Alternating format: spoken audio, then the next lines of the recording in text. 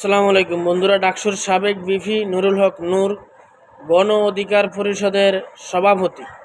তিনি একজন মেধাবী, পরীক্ষিত এবং দেশপ্রেমিক নেতা।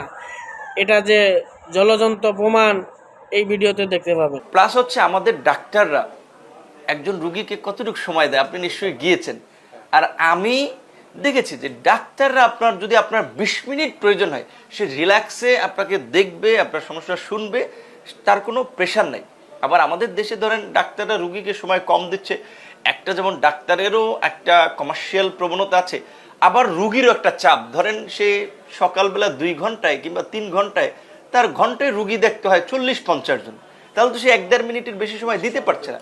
যে কারণে আমরা মনে করি যে আমাদের সব ঢাকামুখী চিকিৎসা ব্যবস্থা না করে আমরা যদি 10টা বিভাগীয় পর্যায়ে যদি 10টা মডেল হসপিটাল আর মেডিকেল কলেজ করতে পারতাম, যে এইখানে সব ধরনের চিকিৎসা হবে, তাহলে রংপুরের মানুষ ঢাকায় আসতো না, বরিশালের মানুষ ঢাকায় আসতো না, সিলেট কিংবা রাজশাহীর মানুষ ঢাকায় আসতো না।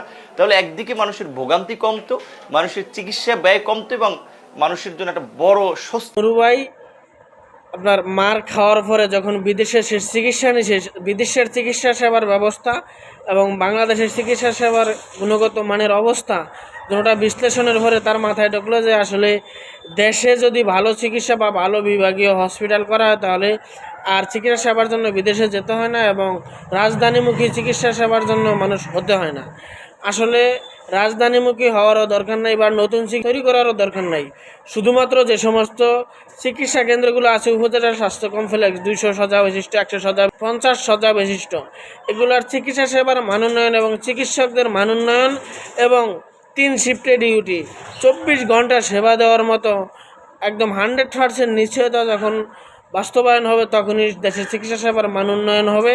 এটা করলেই বাস্তবায়ন হবে।